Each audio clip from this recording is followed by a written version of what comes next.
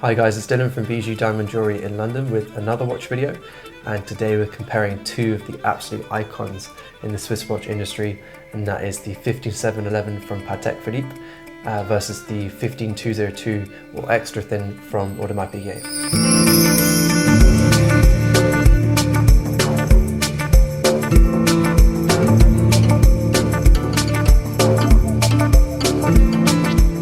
As with all my reviews, let's go back in time now and take a look at the history of these two watches. We're going to go back to the 1960s, around the 1960s, to look at kind of society then really was about moving through towards the future. We were obsessed with technology. It's when we went to the moon as well, so space travel was huge. Computers were becoming massive as well. Everything was about new technology and the future. And Seiko released a brand new movement called the quartz movement in 1969. It was a battery operated movement that was incredibly reliable, incredibly accurate, way more so than any other mechanical movements on the market. It also meant that you didn't have to adjust it all the time, didn't have a power reserve. It just ran for such a long time. Lots of watches you don't have to replace the battery for a number of years.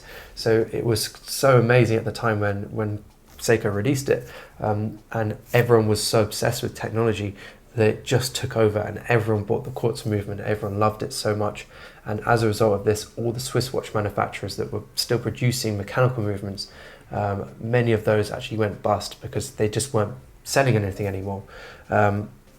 Unfortunately, one of those brands was Audemars Piguet that was very close to finishing. They knew that they had to create something pretty special in order to compete with this quartz movement. They didn't go about it though in the standard way of trying to undercut the quartz movement or make a watch that was just as cheap as the quartz movement. They didn't try and battle it by making a watch that was just as accurate or reliable. They actually went far the other end and made something that was thousands of, hundreds of times more expensive, and made something that was truly special. And so they enlisted the help of the watch designer Gerald Genta in 1971, and Gerald Genta designed the Royal Oak. It was a brand new, completely new design. It was a steel sports watch, which was obviously very popular around that time anyway for Rolex with the Submariner and the Daytona. But this steel sports watch wasn't just a standard sports watch. It was a sports watch that was finished to an exceptional level. In fact, it was finished to an even more special level and delicate and intricate level than a dress watch, which was just insane to think about. It was also, being in steel was very difficult to do that. And as a result of that, it was incredibly expensive. Really, Gerald Genta designed the watch as really to be your only watch. So if you had a one watch collection, you could wear this for swimming with if you wanted to, you could wear it in the gym if you wanted to, or you could wear it to your meeting or your special dinner in the evening. It suited all occasions because it was just so special and versatile and was in steel.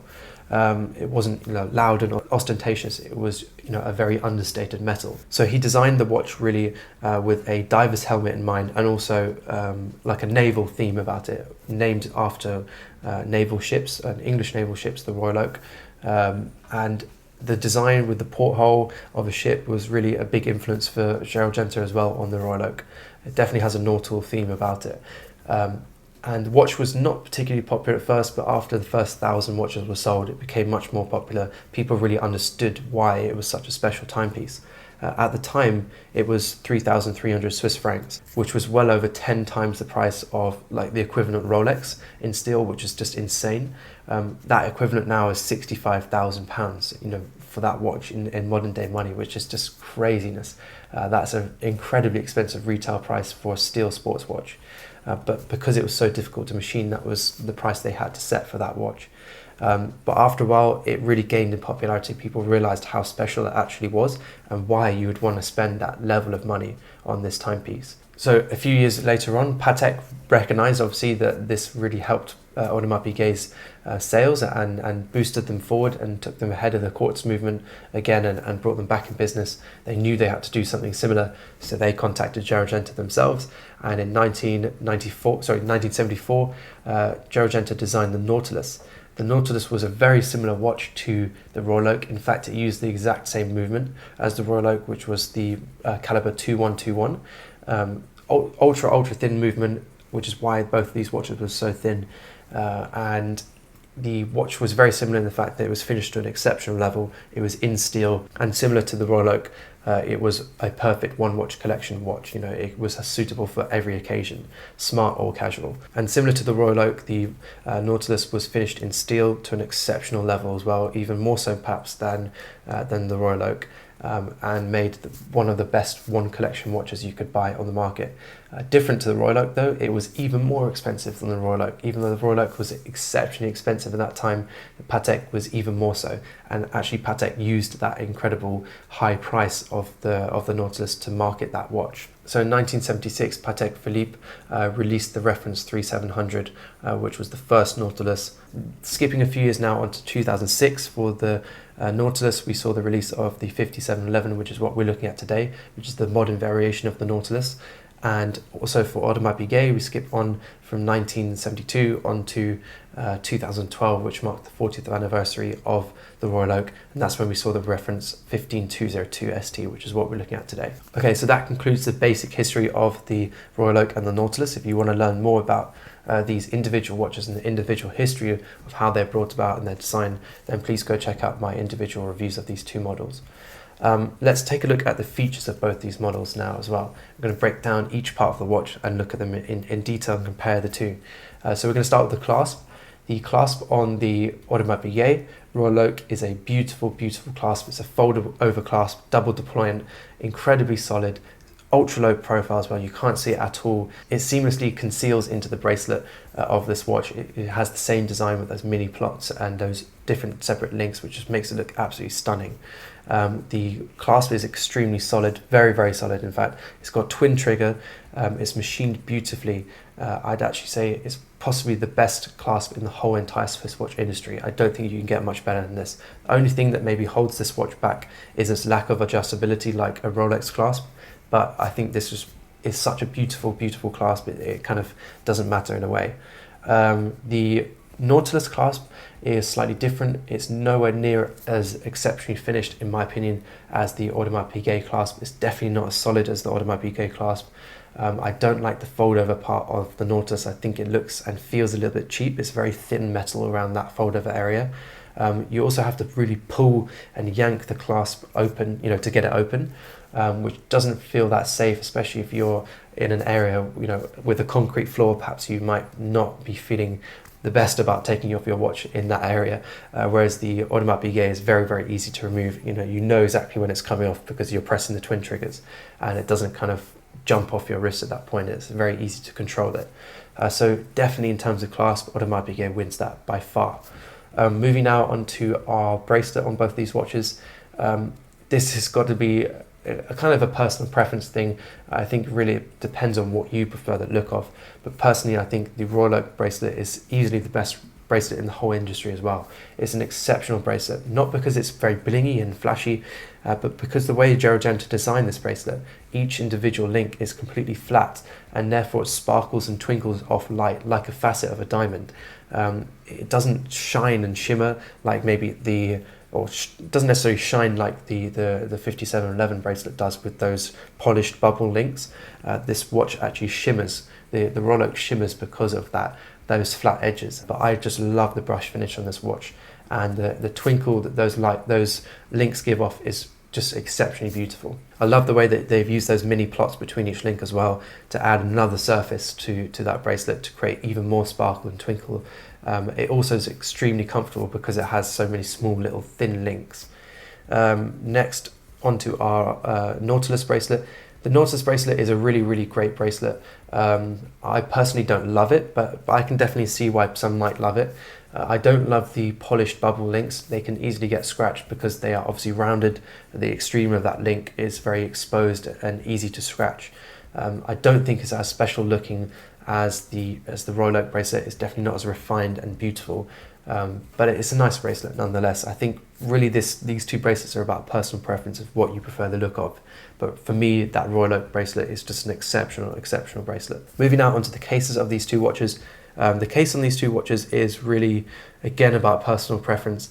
But for me, the Royal Oak case is just such a beautiful angular case. It's so unique in its design, especially when it came out in 1972. It was totally unique. The contrast between polished and satin finish on this watch is really what makes this watch so special and beautiful, and those sharp defined edges between each finish as well is really what emphasizes that. You know, whether or not it's the beveled edge on the edge of the case, or it's the polished ring around the edge of the bezel, just the combinations is just so stunning on this watch. And the Nautilus is very different in the fact that it's all about rounded case and much more of a rounded fluid movement. It also is pretty much all in a brushed finish, similar to the Royal Oak.